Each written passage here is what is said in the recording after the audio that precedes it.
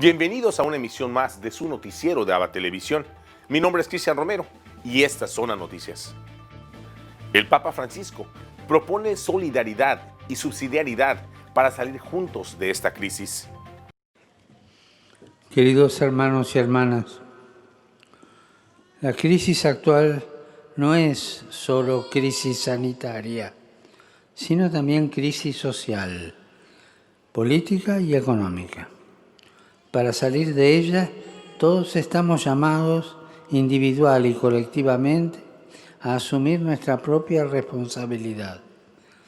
Pero constatamos, sin embargo, que hay personas y grupos sociales que no pueden participar en esta reconstrucción del bien común, porque son marginados, excluidos, ignorados, y muchos de ellos sin libertad para expresar su fe y sus valores. La palabra de Dios que hemos escuchado nos recuerda cómo todas las partes del cuerpo, sin excepción, son necesarias. A la luz de esta imagen de San Pablo, vemos también cómo la subsidiariedad es indispensable porque promueve una participación social a todo nivel que ayuda a prevenir y corregir los aspectos negativos de la globalización y de la acción de los gobiernos. Por eso el camino para salir de esta crisis es la solidaridad, que necesita ir acompañada de la subsidiariedad, que es el principio que favorece que cada uno ejercite el papel que le corresponde en la tarea de cuidar y preparar el futuro de la sociedad en el proceso de regeneración de los pueblos a los que pertenece. Nadie puede quedarse fuera. La injusticia provocada por intereses económicos o geopolíticos tiene que terminar y dar paso a una participación equitativa y respetuosa. Saludo cordialmente a los fieles de lengua española. Eran tantos hoy.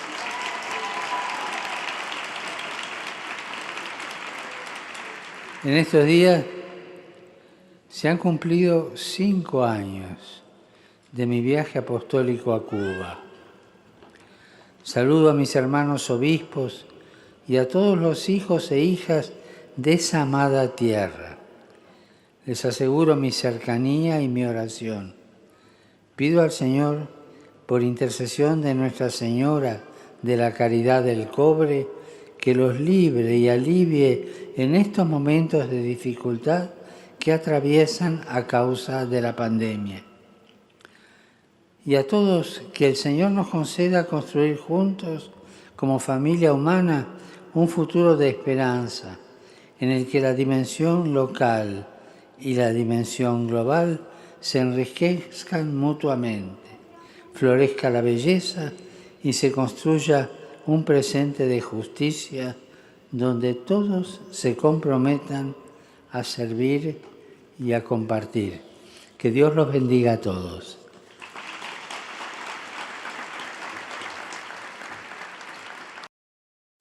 El Santo Padre dice que para salir de esta pandemia hay que escuchar a todos. El distanciamiento social hace más difícil expresar el afecto, pero aún así, el Papa bendijo las fotos de los seres queridos que los peregrinos le presentaban. Recogió sus regalos y no tuvo problema en esperar a quienes no encontraban la foto o el objeto que le querían mostrar.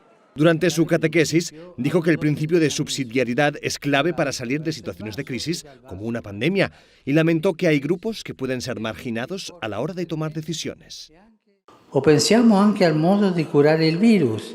Si ascoltano più le grandi compagnie farmaceutiche che gli operatori sanitari, impegnati in prima linea negli ospedali o nei campi profughi. Questa non è una strada buona. Tutti vanno ascoltati. Tutti. En la Iglesia, el principio de subsidiariedad fue desarrollado por otro Papa, Pío XI, tras otra gran crisis mundial, la del crack del 29. Francisco pidió que las decisiones estén menos condicionadas por intereses de cualquier tipo, sobre todo intereses económicos. Nadie puede quedarse fuera. La injusticia provocada por intereses económicos o geopolíticos tiene que terminar y dar paso a una participación equitativa y respetuosa. Francisco puso varios ejemplos como los indígenas cuya voz no es escuchada o aquellos que en Occidente deben callar y no expresar su fe o sus convicciones religiosas. Al terminar la catequesis y saludar a los peregrinos en varios idiomas, recordó que en estos días se cumplía un aniversario especial. En estos días se han cumplido 5 años de mi viaje apostólico a Cuba. Saludo a mis hermanos obispos y a todos los hijos e hijas de esa amada tierra. Les aseguro mi cercanía y mi oración. Pido al Señor, por intercesión de Nuestra Señora de la Caridad del Cobre, que los libre y alivie en estos momentos de dificultad que atraviesan a causa de la pandemia. También anunció que pocos instantes después bendeciría una campana que le trajeron desde Polonia y que tiene un nombre, la voz de los no nacidos, una campana símbolo de los niños que no pudieron nacer a causa del aborto. A continuación tenemos el agrado de presentarles una reflexión del Evangelio del Día, a cargo de nuestro director general, Jaime Sevilla. En el Evangelio de hoy, tomado del capítulo 9 de San Lucas, tenemos el envío de los 12 a anunciar el reino de Dios.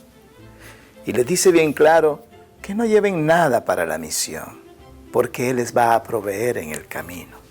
Y donde sean recibidos, que se queden en la misma casa durante todo el tiempo. Viene a mi mente cómo muchos obispos, sacerdotes, como que han dejado a un lado el verdadero sentido de su misión y se han aburguesado. Se han vuelto administradores de empresa, viviendo en lujos o en opulencia, o simplemente dejando a un lado el testimonio de ser testigos del reino de Dios.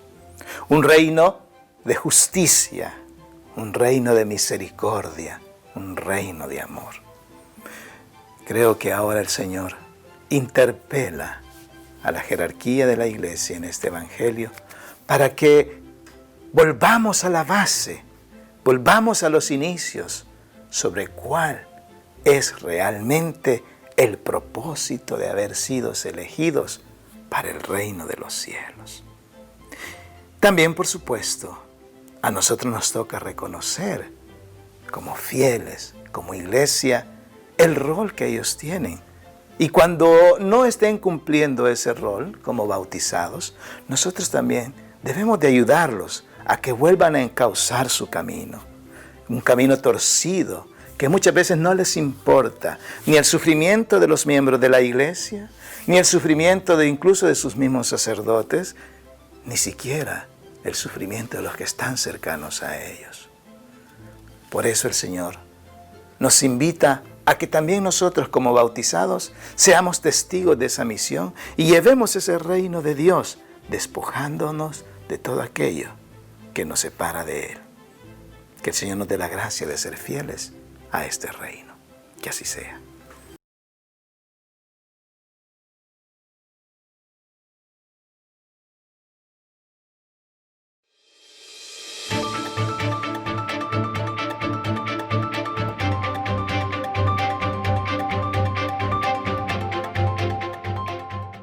El Santo Pontífice bendice campana polaca provida. Tutti i polacchi. Al final de la audiencia general, el Papa envió un mensaje particular a los peregrinos de Polonia. Les dijo que en unos instantes iba a bendecir una campana, la llamada Voz de los No Nacidos, de la Fundación Yes to Life, Sí a la Vida. Essa accompagnerà gli eventi volti a ricordare il valore della vita umana dal concepimento alla morte naturale. La sua voce risvegli le coscienze dei legislatori e di tutti gli uomini di buona volontà in Polonia e nel mundo. El Papa cumplió lo prometido y bendijo la campana en un patio del Palacio Apostólico. Intentó hacerla sonar, aunque no lo consiguió al primer intento. La campana se colocará en la parroquia de Todos los Santos de Kolbusowa, en Polonia.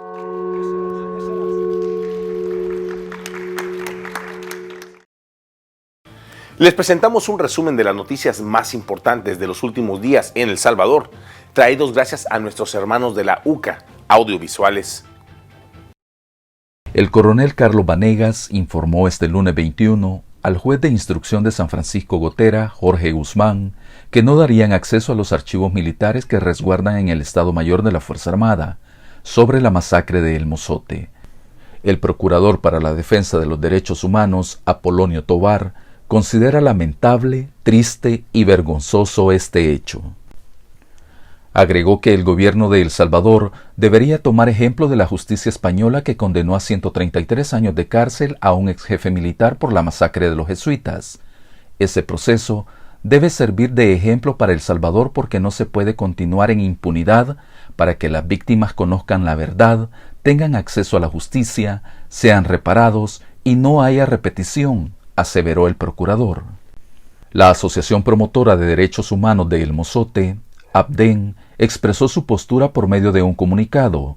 Ellos consideran arbitraria e improcedente la decisión de bloquear y obstaculizar una orden judicial y condenan la decisión tomada por el Estado. Los diputados de la Comisión de Legislación de la Asamblea acordaron crear una comisión de antejuicio en contra del diputado Arturo Simeón Magaña Asminia, quien deberá enfrentar el delito de homicidio culposo ante los tribunales por el vínculo en el delito de homicidio culposo tras el accidente de tránsito en el que se vio involucrado el pasado 29 de agosto. La votación de los diputados en la Comisión de Legislación fue unánime. CEPA informó este lunes que el certificado de la prueba de PCR negativa que los viajeros deben presentar a las aerolíneas debe ser impresa. Aclararon que no requiere la firma y sello de laboratorio ni de la persona responsable de haber realizado el examen. La prueba debe ser emitida por un laboratorio y tener un máximo de 72 horas al momento de presentarse y abordar el vuelo. Los diputados René Portillo Cuadra del Partido Arena y Yancy Urbina del FMLN criticaron al gobierno por la emisión de $645.8 millones en certificados del Tesoro.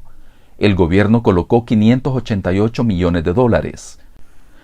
Estos diputados consideraron que el omitir una aprobación de un préstamo de parte de la Asamblea Legislativa significará un pago alto en la tasa de interés, dado que la emisión hecha hoy por medio de la Bolsa de Valores de El Salvador tiene una tasa de interés del 7.5%, a pesar de que la semana pasada había sido anunciada a un 6.5%. En Estados Unidos, ¿se podrá votar un nuevo juez para la Corte Suprema de Justicia antes de las elecciones? Veamos. Los republicanos en el Senado de Estados Unidos se están alineando rápidamente detrás de la voluntad de sus líderes y del presidente Trump para aprobar a un nominado a la Corte Suprema lo más pronto posible. Esto gracias en particular a la decisión del senador de Utah, Mitt Romney, quien dijo este martes que apoyará una votación para reemplazar a la difunta jueza Ruth Bader Ginsburg. Se temía que Romney, un duro crítico de Trump, rechazara la idea de una votación antes o inmediatamente después de las elecciones, como hicieron ya otros dos senadores, Lisa Murkowski de Alaska y Susan Collins de Maine. Sin embargo, Romney dijo en un comunicado que la Constitución lo exige. El precedente histórico de las nominaciones en año electoral es que el Senado generalmente no confirma al nominado de un partido opositor, pero sí confirma a un nominado propio. Este sábado en la Casa Blanca el presidente revelará el nombre del nominado y gracias al apoyo de Romney, los republicanos deberían tener suficientes votos para aprobar rápidamente el ingreso de un nuevo miembro de la Corte Suprema, lugar que ya desde el miércoles abrirá sus puertas a los restos de la jueza Bader Ginsburg para que toda la población pueda darle un último adiós. Mientras parece que ningún otro senador republicano obstaculizará la votación, los demócratas siguen criticando la decisión, que se contrapone a lo que los republicanos hicieron en 2016, cuando no quisieron considerar al nominado del presidente Obama a la Corte Suprema. El senador McConnell en marzo de 2016, denle al pueblo una voz para llenar esta vacante. Eso fue más de 8 meses antes de una elección. Estos son 43 días. El Senado nunca confirmó a un candidato a la Corte Suprema tan cerca de una elección.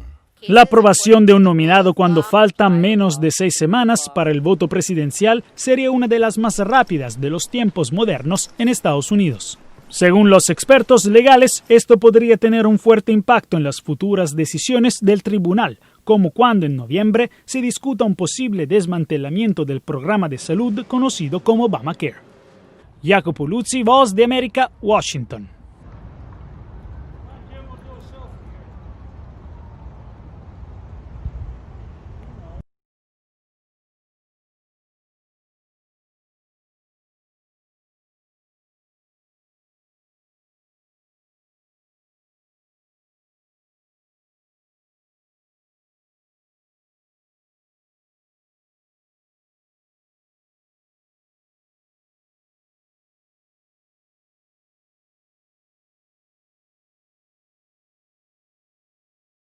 Ahora nos trasladamos a Sudamérica con nuestro amigo el padre Manuel Rodríguez Rodríguez, misionero claretiano de nuestra cadena hermana JN19 Televisión, con un reportaje especial desde Lima, Perú, de lo que acontece en ese país.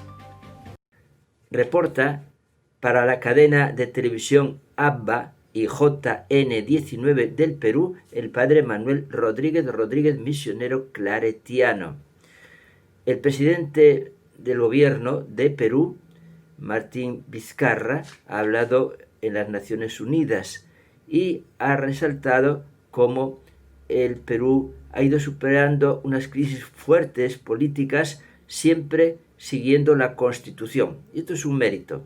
También ha dicho que él termina su mandato, como manda la Constitución, el 28 de julio del año 2021, donde entregará el mando al siguiente, al que salga elegido el 11 de abril, en que tenemos las elecciones generales. Aquel día, 28 de julio del 2021, se cumplen 200 años de la independencia. El Tribunal Constitucional ha desaprobado la petición de anulación de tributos que muchas empresas habían presentado porque creen que ya caducó según sus leyes. Pero el Tribunal Constitucional ha dicho que no ha caducado y deben como 9.000 millones de soles al Estado, que tendrán que pagarlo cuando sea o como sea. También el Tribunal Constitucional próximo, que tendrá que ser elegido, tiene ya unas normas, un método que ha aprobado el Parlamento para ser candidatos al próximo Tribunal Constitucional. En Trujillo, al norte, tradicionalmente se celebra ahora el Festival de la Primavera, con grandes exhibiciones artísticas de toda clase. Este año queda anulado y esto es una pena, por una parte, por lo que significa y también porque esto merma los ingresos de los turistas, tanto nacionales como extranjeros. En el norte también, en Lambayeque, hay una queja porque parece que no hay vacunas suficientes contra la influenza para niños y también personas adultas. En lo que llevamos de la pandemia han fallecido 31.576 personas. En las últimas 24 horas, 112 personas. Seguimos luchando contra este gran enemigo que tenemos todos y ojalá que el Señor nos conceda la victoria para todos. Reportó desde Lima el padre Manuel Rodríguez Rodríguez, misionero claretiano.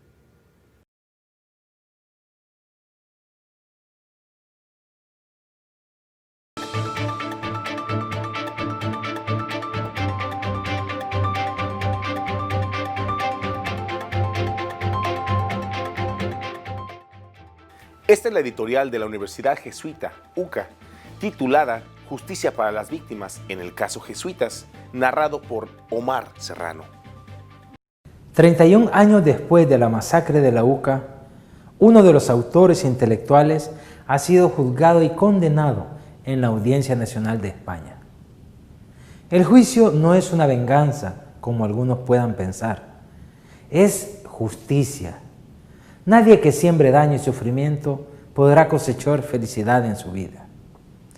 El peor aliciente para la delincuencia y para los que violan los derechos humanos es la impunidad del delito.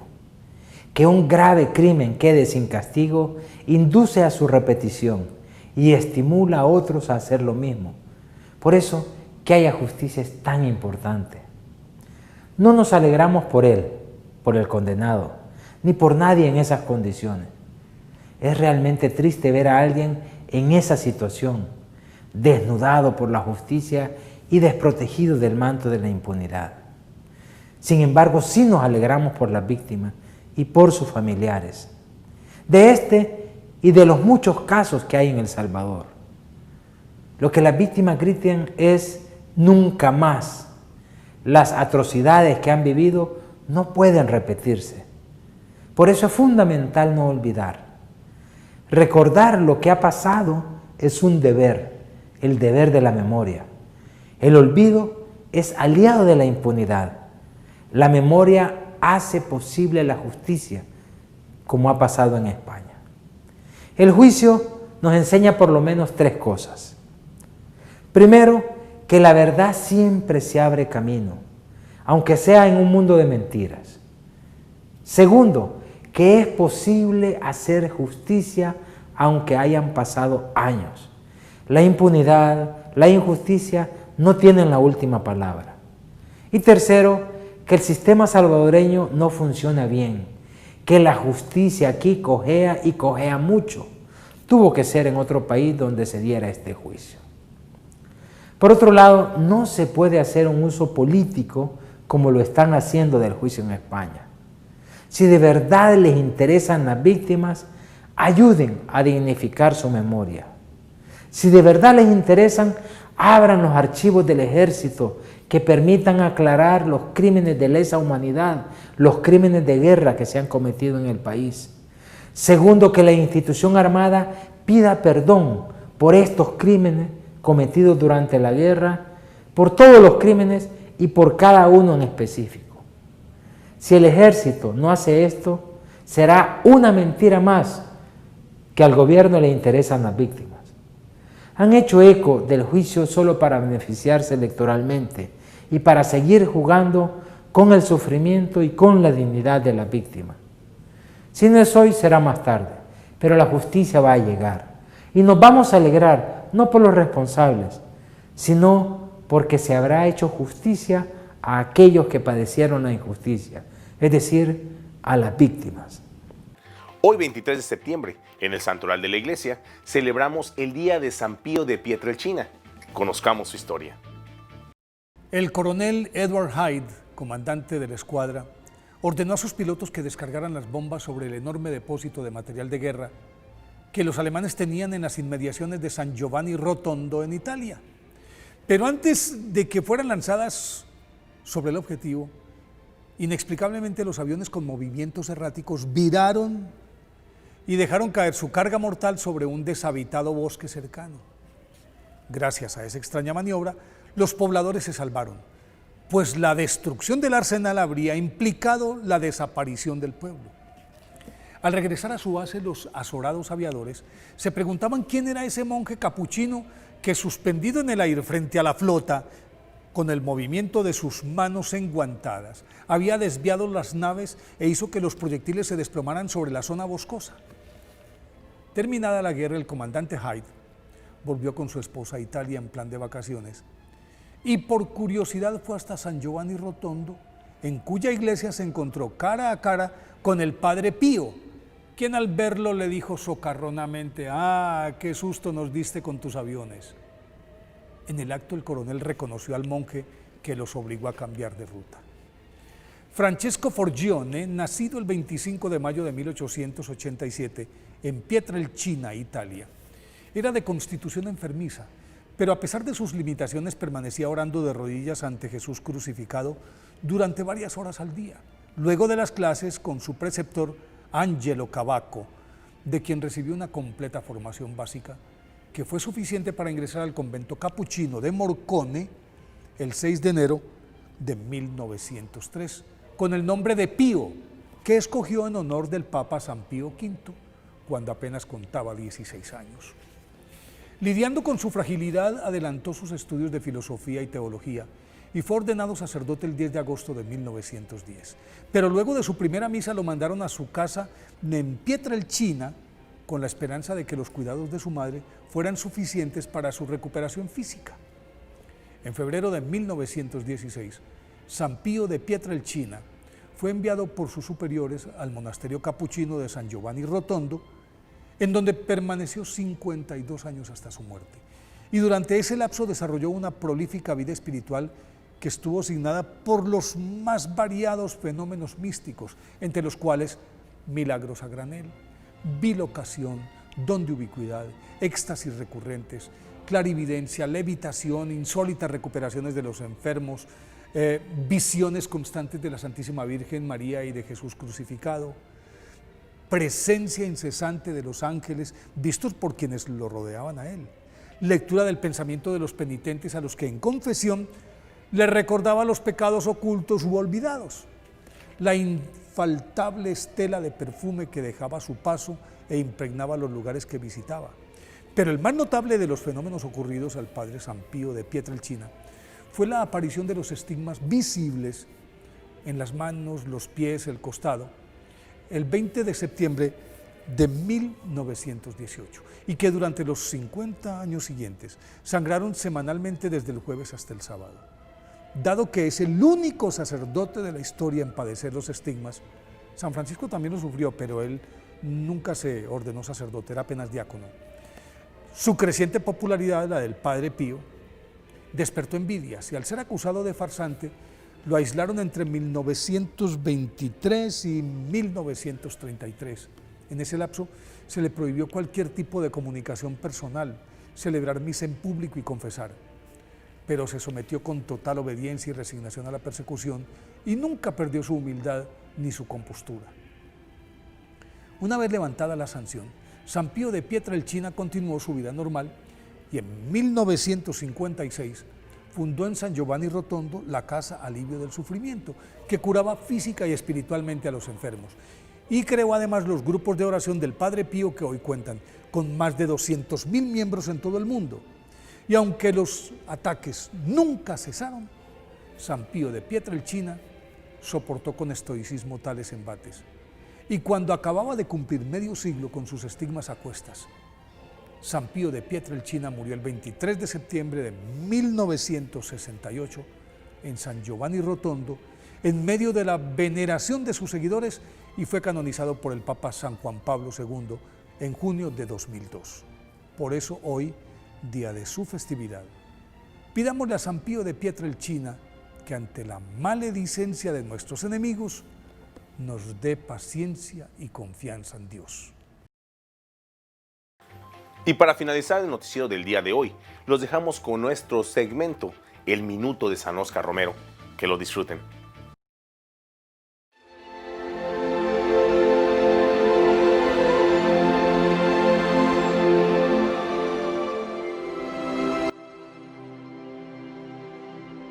El 28 de agosto de 1977, en su homilía, Monseñor Romero decía: queremos ser la voz de los que no tienen voz para gritar contra todo atropello contra los derechos humanos. De esta forma, Monseñor Romero se consagra como el profeta del pueblo, como la voz de los sin voz, ese pueblo que es marginado, ese pueblo que es oprimido. Hoy también nos llama a nosotros como bautizados a que seamos la voz de aquellas víctimas que sufren el desalojo, que sufren persecución, que sufren humillación en los diferentes ambientes sociopolíticos y eclesiales de nuestra sociedad. Y así llegamos al final de una emisión más de su noticiero de ABA Televisión. Muchas gracias por su preferencia y continúe con nuestra programación. Nos puede sintonizar en vivo las 24 horas del día por www.abatvn.com, por Canal 75 de Guatemala por Multivisión, en nuestras plataformas digitales de Roku TV y Amazon Fire, así como en nuestras cadenas hermanas y, como siempre, en nuestras redes sociales. Ahí nos vemos y que Dios les bendiga.